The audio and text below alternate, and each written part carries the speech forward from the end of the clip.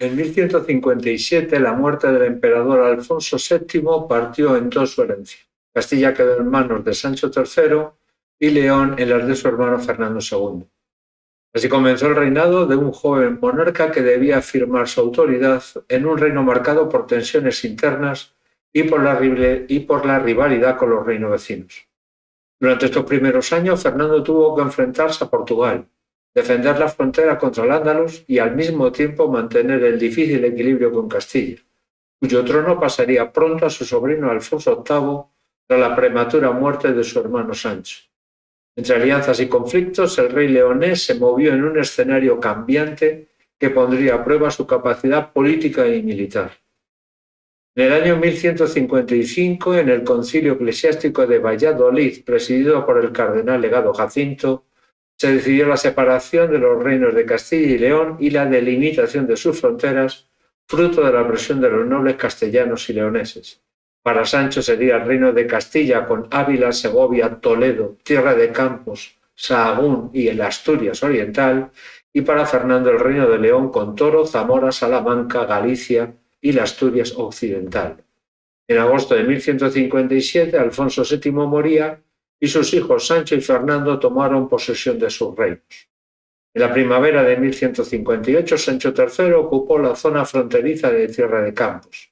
Su hermano Fernando II prefirió la negociación al enfrentamiento, y en mayo de ese año firmaron el Tratado de Sahagún, que contenía las siguientes cláusulas. Sancho III devolvía las zonas fronterizas ocupadas con la condición de que los tenentes leoneses fueran próximos o a Castilla o a su tío Ramón Berenguer IV. Ayuda militar mutua frente a terceros, reparto de los territorios musulmanes en el Reino de Portugal y, en caso de fallecimiento de alguno de los dos sin descendencia, el reino del finado sería heredado por el hermano. Este tratado no se llegó a aplicar por la muerte prematura de Sancho III en agosto de 1158, dejando como su sucesor a su hijo Alfonso VIII de 3 años de edad. Nada más morir Sancho III, Fernando usó el título de Hispanarium Rex. Según el testamento, la tutela del joven correspondería a Fernando II. Sin embargo, la nobleza castellana lo rechazó para evitar la influencia de León en Castilla. A pesar de ello, Fernando II intervendrá en los asuntos castellanos con la excusa de la minoría de su sobrino Alfonso. En el verano de 1162, apoyando a los Castro, se apoderará de las zonas del sur del Duero y del Sistema Central. Los Lara se llevaron a Alfonso VIII a Soria y después a Ávila. Fernando II ocupó Toledo y se la entregó a los Castro y regresó a su reino. En octubre de 1162, tras la reconciliación de los linajes de los Castro y los Lara, se reconoció como regente de Castilla a Fernando y se acordó una reunión donde Alfonso VIII rendiría homenaje a su tío Fernando.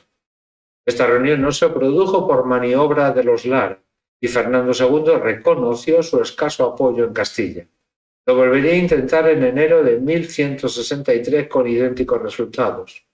Un caballero soriano, Pedro Núñez de Fuentearmejil, se llevó a Alfonso VIII al castillo de Gormaz, luego a Tienza y finalmente a Ávila.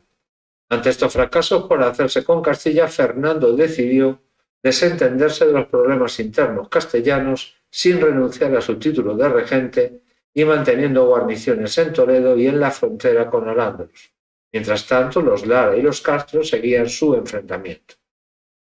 Desde el siglo XI, en el norte de la península, hubo un gran desarrollo económico, muy relacionado con el Camino de Santiago, que se llenó de gente dedicada al comercio y la artesanía. Esta gente se agrupó en barrios y reactivaron la economía de estas ciudades. Así nacería una burguesía mercantil. Con el paso del tiempo, esta burguesía se enriqueció y pretendió mayores cuotas de poder y participación política en los concejos, lo que nos llevaría a enfrentamientos con los nobles laicos y eclesiásticos. Tradicionalmente eran los que ejercían el poder en los concejos. Así se produjeron motines urbanos como el Motín de la Trucha en Zamora en el invierno de 1158. Más o menos el Motín de la Trucha, según las crónicas, ocurrió de la siguiente manera. Un día de mercado, un peletero compra la última trucha del puesto. Un criado de un noble de la ciudad dijo que la trucha era suya, alegando privilegios de que la nobleza en las compras tenía preferencia. Se produjo una riña que atrajo a gente y el criado fue expulsado de malas maneras. Los nobles reunidos en la iglesia de Santa María mandaron apresar a los agitadores y tomaron medidas para reprimir este tipo de revueltas. La población se levantó en armas temiendo las represalias, encerraron a los nobles en la iglesia y la quemaron con ellos dentro. Temiendo las represalias de los agitadores, huyeron al reino de Portugal y enviaron un mensaje al rey Fernando II, amenazándole con quedarse en Portugal si no había perdón y expulsaban al tenente de la ciudad. Fernando aceptó con una condición, que se reedificara la iglesia a sus expensas. No hay fuente contemporánea que avale este suceso, no obstante hay ciertas verdades. La iglesia se reconstruyó, los burgueses tenían capacidad de movilización y Zamora era clave en la frontera con Al-Ándalus y no podía quedarse despoblada. Además del motín de la trucha hubo otros motines similares, como en Medina del Campo, Ávila, Salamanca o en Santiago de Compostela, donde la burguesía urbana había irrumpido como una nueva clase social en el reino de Castilla y León, que quería acabar con las prebendas de una nobleza terrateniente y, más o menos, la monarquía no lo veía mal porque así podía contrarrestar el poder amenazante de la nobleza. En los primeros años del reinado de Fernando tuvo una delicada relación con el reino de Portugal, donde Alfonso I aspiraba a expandirse hacia el sur y disputar a León el control de Galicia y Extremadura. A Alfonso I no le gustó nada el Tratado de Sagún y atacó la comarca de Turonio, en el suroeste de Galicia. En noviembre de 1158, Fernando II y Alfonso I de Portugal se reunieron en la Cabrera para fijar los límites fronterizos. Este tratado no duraría mucho tiempo. Fernando II, preocupado por la situación de las fronteras en Castilla y Portugal, ordenó la repoblación de Ciudad Rodrigo y Ledesma.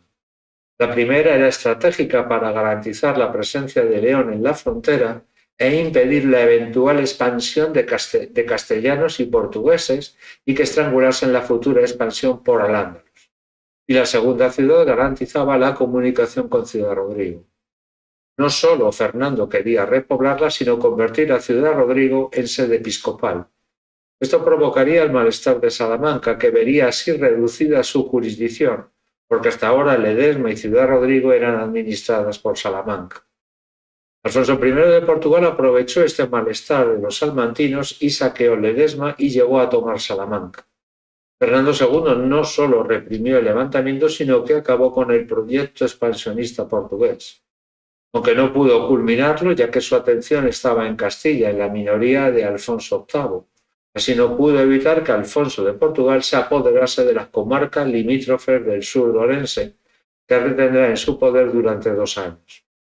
En 1160, Fernando II y Alfonso I firmaron el Tratado de Celanova, un pacto de no agresión, y establecieron la frontera en el río Coa, y definieron el terreno de la conquista para cada uno. En 1162, en la batalla de Balmuza, Fernando II derrotó a las tropas concejiles de Salamanca. Hubo una represión dura por la gravedad de los hechos, los intereses de la monarquía y la necesidad de intervención en Castilla. Fernando, tras su fracaso en los asuntos castellanos, en abril de 1165, firmaría con Alfonso I de Portugal el Tratado de Lérez, en Pontevedra, que contenía el reconocimiento recíproco de los reinos en pie de igualdad y se establecía la delimitación de las tierras a reconquistar. Además, incluía el matrimonio entre Fernando II con Urraca, hija de Alfonso I de Portugal. Este matrimonio tenía muy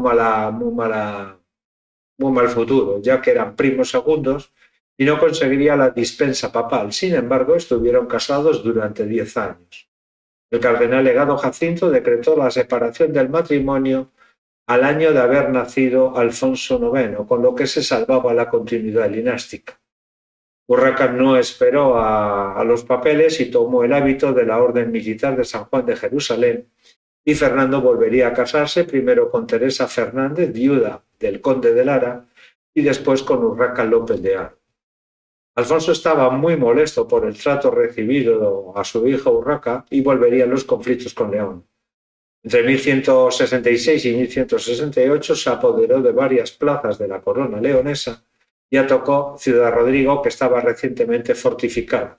Fernando derrotaría a las tropas portuguesas y al año siguiente, en 1169, invadió Galicia tomando Tui y atacó Cáceres. Luego marcharía hacia Badajoz, que estaba en manos de los almohades, pero según lo acordado en el Tratado de Sagún, esta ciudad pertenecía a León su reconquista. Fernando pactó con los almohades ya que el avance portugués bloqueaba la expansión de León por el Camino de la Plata, y Fernando decidió aliarse con los musulmanes. En mayo de 1169 rechazarían el asedio de Badajoz. Alfonso de Portugal sería herido y hecho prisionero. Fue liberado a cambio de la devolución de las tierras tomadas a León en el sur orense y las recientes tomadas en Extremadura, que serían entregadas a Fernando Rodríguez de Castro. Por otra parte, Badajoz sería devuelta a los almohades con el vasallaje respecto a León. Esta relación de amistad entre el rey de León y los almohades sería coyuntural, porque para los almohades Badajoz sería el primer capítulo de su expansión. Entre los años 1157 y 1169, Fernando II logró superar los peligros de un inicio incierto. Aunque tuvo que enfrentarse a la presión portuguesa y a la complejidad de la sucesión castellana, supo mantener la independencia del Reino de León y consolidar su posición en la península. Sus primeros años de gobierno mostraron ya los rasgos que definirían su reinado: prudencia, diplomacia y firmeza militar cuando era necesario. Esta etapa inicial sentó las bases de un reinado que, con el tiempo, se convertiría en uno de los más prolongados y estables de la monarquía leonesa medieval.